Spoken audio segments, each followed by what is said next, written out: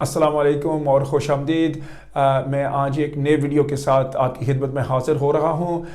ہمیشہ کی طرح آپ کو سب سے پہلے یہ بتاتا چلوں کہ یہ جو ویڈیوز کیے جاتے ہیں یہ آپ کی عام رہنمائی کے لیے ہیں۔ آپ کو اگر قانونی مشورے کی ضرورت ہے تو ہمارے ماہرین سے رابطہ کیجیے گا۔ آج کے ویڈیو میں نیشنلٹی قانون کی ایک محسوس پہلو پہ بات کرنے جا رہا ہوں۔ نیشنلٹی قانون جو ہیں وہ بڑے پیچیدہ اور وسیع ہیں، مگر اس کا ایک محسوس پہلو پہ میں آج توجہ کرنا چاہتا ہوں جو خاص طور پہ ہمارے بر صغیر کے لوگوں کو افیکٹ کرتی ہے۔ میں اس ویڈیو میں ان کیسز پہ توجہ کرنا چاہتا ہوں جہاں ایک بچہ جو ہے یو کے سے باہر پیدا ہوتا ہے اور وہ اپنی نیشنلٹی جو ہے اپنے والد کے ذریعے جو ہے اس کا مستحق ہوتا ہے۔ اور سب سے پہلے آپ کو بتاتا چلوں کہ ان کیسز میں جو بنیادی ریکوائرمنٹس ہوتی ہیں جو پوری کرنی پڑتی ہیں نیشنلٹی کے لیے وہ یہ ہیں کہ والد جو ہے اس نے بچے کی پیدائش سے پہلے نیشنلٹی لی ہوئی ہے، اور اس کے دو تین روٹس ہیں۔ ایک یہ ہے کہ اگر والد کی پیدائش یو کے میں ہوئی ہے، دوسرا اس نے نیچرلائز یا رجسٹر کیا ہے یو کے میں، تو وہ جو بچہ ہے وہ عام طور پہ برٹش نیشنل ہوتا ہے، مگر اس کی بھی کچھ اضافی شرائط ہیں۔ اور وہ اضافی شرائط جو یہ ہیں کہ ایک تو آپ نے ثابت کرنا ہے کہ بچہ واقعی اس والد کا ہے، اور سیکنڈلی اور جس پوائنٹ پہ خاص طور پہ میں توجہ کرنا چاہتا ہوں وہ یہ ہے کہ ان کے والدین نے شادی کی ہوئی ہے اور یو کے قانون میں ان کی شادی جو ہے وہ تسلیم کی جاتی ہے ایز اے ویلڈ میرج۔ بقایا شرائط جو ہیں وہ تو اسٹریٹ فارورڈ ہوتی ہیں، مگر جہاں والد نے دو شادیاں کی ہیں اور جو بچے ہیں وہ دوسری شادی سے ہیں، اس میں یہ پیچیدہ ایشو پیدا ہوتا ہے کہ آیا والدین کی وہ میرج جو انہوں نے کی ہے وہ یو کے قوانین کے مطابق ویلڈ ہے یا نہیں۔ میں ایگزامپل لیتا ہوں کہ پاکستان میں شادی کسی نے کی، نکاح تو انہوں نے کی ہے اور وہاں شرعی قانون کے مطابق تو وہ ایک ویلڈ نکاح ہے، مگر عام طور پہ جو پاکستان میں نکاح کی جاتی ہیں وہ یو کے قانون میں مانی جاتی ہیں، مگر جہاں دوسری نکاح کی جائے وہ اس کی بڑے پیچیدہ رولز ہیں کہ وہ مانی جاتی ہے یا نہیں۔ مختصر آپ کو بتاتا چلوں کہ کن کیسز میں وہ شادی نہیں مانی جاتی یا مانی جاتی ہے۔ اگر کوئی سیکنڈ شادی ملک سے باہر یو کے سے باہر کرتا ہے اور جس ملک میں وہ کرتا ہے، فار ایگزامپل ان پاکستان، وہ وہاں کے قانون کے مطابق ویلڈ ہے، اور اس والد کی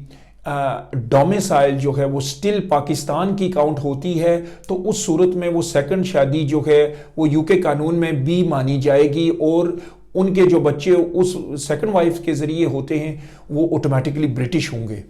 اگر ان کی والد کی جو ہے وہ ڈومیسائل جو ہے وہ تبدیل ہو چکی ہے، اور دو قسم کی ڈومیسائلز ہوتی ہیں، ایک ڈومیسائل آف اوریجن ہے جہاں آپ کی پیدائش ہوتی ہے اور وہ سب سے مضبوط ہوتی ہے، مگر آپ ڈومیسائل اوریجن کو چھوڑ کے ایک ڈومیسائل آف چوائس اختیار کر سکتے ہیں اگر آپ نے کوئی حتمی فیصلہ کیا ہے کہ آپ نے مستقل طور پہ فار ایگزامپل یو کے میں رہنا ہے، تو آپ یو کے کی ڈومیسائل بھی ایکوائر کر سکتے ہیں۔ اگرچہ والد نے یو کے کی ڈومیسائل اختیار کر لی ہے تو وہ جو دوسری شادی کرتا ہے وہ یو کے قانون میں ویلڈ نہیں ہوگی، اور اس کی وجہ یہ ہے کہ اس صورت میں اس پہ یو کے کا قانون لاگو ہوتا ہے یہ ڈیسائیڈ کرنے میں کہ شادی ویلڈ ہے یا نہیں۔ اگرچہ پاکستانی قانون اس پہ لاگو ہوتا ہے، اور پاکستانی قانون تو اسی صورت میں لاگو ہوتا ہے کہ اگرچہ اس کی ڈومیسائل آف اوریجن ہی سٹل وجود میں ہے، تو اگر ڈومیسائل آف اوریجن وجود میں ہے تو وہ پاکستانی قانون کے مطابق شادی ویلڈ ہے، یو کے قانون بھی اس کو مانے گا۔ اگر ڈومیسائل آف اوریجن لوز ہو چکی ہے اور آپ نے ڈومیسائل آف چوائس یو کے میں اختیار کر لی ہے تو اس صورت میں دوسری شادی ویلڈ نہیں ہوگی، اور اس صورت میں جو بچے سیکنڈ شادی سے پیدا ہوئے ہیں وہ آٹومیٹکلی برٹش نہیں ہوتے۔ ان کیسز میں اگر جہاں وہ میرج یو کے قانون کے مطابق ویلڈ نہیں تھی، اس صورت میں بھی ممکن ہے کہ کچھ کیسز میں ایک لیجٹمیسی ایکٹ ہے اس کے تحت جو ہے وہ بچوں کو حقوق دیے جائیں، اور اس کے بھی بڑے پیچیدہ رولز ہیں اور اس کی تفصیل میں ابھی نہیں جانا چاہتا. میں سمجھتا ہوں کہ ہزاروں کی تعداد میں ایسے بچے ہیں جو ایک برٹش والد کے بچے ہیں, ان کی پیدائش جو ہے پاکستان, بنگلہ دیش, انڈیا میں ہوئی ہے, اور وہ سیکنڈ وائف کے بچے ہیں, اور جن کو یو کے قانون کے مطابق لیجیٹمٹ نہیں سمجھا گیا اور ان کو پھر نیشنلٹی سے محروم رکھا گیا ہے. کیونکہ ان کی پیرنٹس کی میرج یو کے قانون کے مطابق ویلڈ نہیں سمجھی گئی, یا ان کو جو لیجیٹمیسی ایکٹ ہے اس کے تحت وہ مستفیض نہیں ہو سکے نیشنلٹی سے. کچھ سال پہلے جولائی 2006 میں یہ قانون تبدیل ہوا تھا کہ آئندہ جو بچے ایک برٹش والد سے پیدا ہوتے ہیں وہ آٹومیٹکلی برٹش ہوں گے, چاہے ان کے پیرنٹس نے شادی کی ہے یا نہیں. جولائی 2006 کے بعد جو بھی بچے ایک برٹش والد کے پیدا ہوئے ہیں ملک سے باہر, وہ آٹومیٹکلی برٹش نیشنلز ہیں, اور ان کو کسی قسم کی اور مزید اپلیکیشن نہیں کرنی پڑتی, وہ سیدھے جو ہے برٹش پاسپورٹس اپلائی کر سکتے ہیں. جو بچے 1 جولائی 2006 سے پہلے پیدا ہوئے ہیں اور ان کے والد برٹش ہیں مگر والدہ جو ہیں ان کی سیکنڈ وائف ہیں, تو وہ بچے آٹومیٹکلی برٹش نہیں تھے, اور یا ان کو لیجیٹمیسی پروویژنز کے تحت ان کو نیشنلٹی آٹومیٹکلی نہیں مل سکی. ان کے لیے بھی ابھی قانون میں گنجائش رکھی گئی ہے. گورنمنٹ نے یہ فیصلہ کیا ہے کہ یہ تاریخی ناانصافی ان لوگوں سے ہوئی ہے, اور اس کو حل کرنے کے لیے ایک اسپیشل پروویژن جو ہے نیشنلٹی ایکٹ میں لائی گئی ہے, سیکشن 4G اس کو کہتے ہیں, اور اس کے تحت وہ بچے جو ہیں اور چاہے ان کی جو بھی عمر ہو وہ رجسٹر کر سکتے ہیں ایز برٹش سٹیزنز ناؤ. اس قانون کے مطابق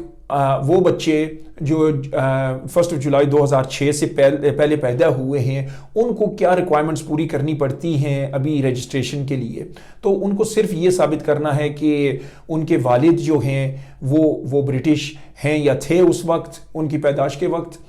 اور یہ ابھی ضروری نہیں رہا کہ ثابت کرنا کہ ان کی میرج جو ہے وہ ویلڈ تھی, اور یہ ثابت کرنا ہے کہ اگرچہ یہ میرج ویلیڈیٹی والا پوائنٹ نہ ہوتا تو وہ آٹومیٹکلی برٹش ہوتے, تو اس صورت میں ان کی رجسٹریشن ہو جائے گی. اور اس میں کوئی عمر کی قلت نہیں ہے, یہ لازمی نہیں ہے کہ بچہ اسٹل انڈر 18 ہو, کوئی بھی عمر کا آدمی ہو. اور ہم نے ریسنٹلی بہت سے کیسز کیے ہیں ایسے کہ جس میں 35, 40, 50 سال کی عمر تک بھی لوگ جو ہیں ان کی نیشنلٹی ہوئے, مگر اس میں عمر کی کوئی بھی قلت نہیں ہے. اگر آپ کے والد برٹش تھے اور آپ کو نیشنلٹی اس وجہ سے نہیں مل سکی کہ آپ کے پیرنٹس کی میرج یو کے قانون میں تسلیم نہیں کی گئی, تو آپ اس قانون سے فائدہ اٹھائیں اور ابھی اپلیکیشنز کریں. اور میں یہ بھی آپ کو بتاتا چلوں کہ عام طور پہ نیشنلٹی اپلیکیشنز کی فیسیں جو ہیں وہ تقریباً 1300 پاؤنڈ ہیں, مگر کیونکہ اس کو سمجھا جاتا ہے اور تسلیم کیا جاتا ہے کہ یہ ایک تاریخی ناانصافی ہوئی ہے ان بچوں کے ساتھ, تو اس صورت میں ان نے اس کی فیس بھی بڑی محسوس سی رکھی ہوئی ہے. صرف 80 پاؤنڈ ہوم آفس کی فیس ہے, اور آپ نیشنلٹی کے لیے رجسٹریشن کروا سکتے ہیں اپنی. اچھا, تو آپ کو کیا ثبوت پیش کرنا پڑے گا ان کیسز میں؟ تو ثبوت وہی ہے جو نارملی پہلے بھی آپ کو پیش کرنا پڑا تھا. فرسٹ آف آل تو بچے کی برتھ سرٹیفکیٹ کی ضرورت ہوگی, والد کے نیشنلٹی سرٹیفکیٹ کی ضرورت ہوگی. اگر وہ گم ہو گیا ہے تو وہ دوبارہ جو ہیں ہوم آفس یا پبلک ریکارڈز آفس سے وہ دوبارہ مل سکتے ہیں, اس میں کوئی ایسا مسئلہ نہیں ہے. والد کی پاسپورٹس کی کاپیز چاہیے ہوں گی, چاہے وہ میرج ان کی ویلڈ یہاں کے قانون کے مطابق تسلیم نہیں کی گئی تب بھی میں سمجھتا ہوں کہ ان کے میرج سرٹیفکیٹ, اس کا ترجمہ, پیرنٹس کے ساتھ بچے کے فوٹوز, اس طرح کی چیزیں جو ہیں وہ ضروری ہیں. اگر خدا نخواستہ والد کا انتقال ہو چکا ہے تو پھر بھی ممکن ہے یہ ثابت کرنا کہ وہی والد تھے. اگر آپ پیرنٹس کی میرج شو کر سکتے ہیں تو قانون میں ایک آٹومیٹکلی ایک اسمپشن ہے کہ جہاں پیرنٹس کی میرج ہوئی ہے چاہے یہاں کے قانون کے مطابق یا نہیں، تو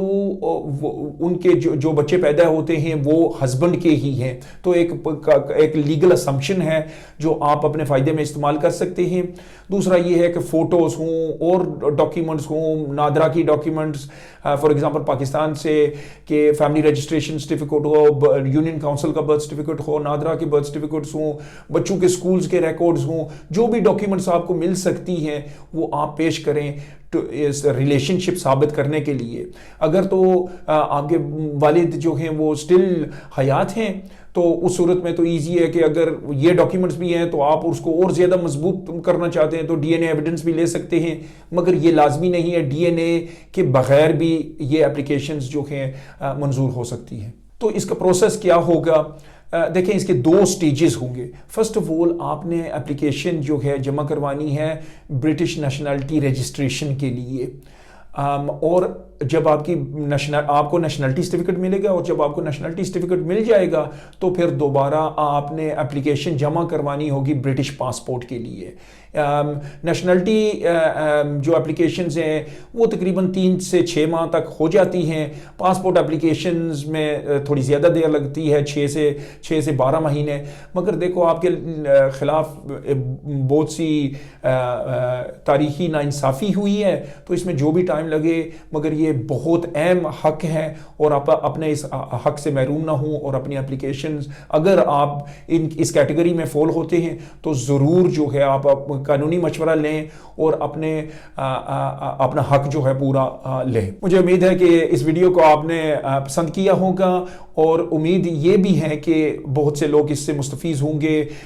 ایک بہت بڑی تاریخی ناانصافی ہوئی ہے جو گورنمنٹ نے ایکسیپٹ کی ہے، اور امید ہے کہ جو لوگ اتنے سالوں سے اپنے حق سے محروم رکھے گے وہ اپنا حق جو ہے وہ لے سکیں گے۔ تو آپ سے گزارش ہے کہ یہ ویڈیو جو ہے آپس میں شیئر کیجئے گا، اور ہمارے یوٹیوب چینل کو سبسکرائب کیجئے گا، اور اگلے ویڈیو تک اللہ حافظ، اور ہمیں اپنی دعاؤں میں یاد رکھیے گا۔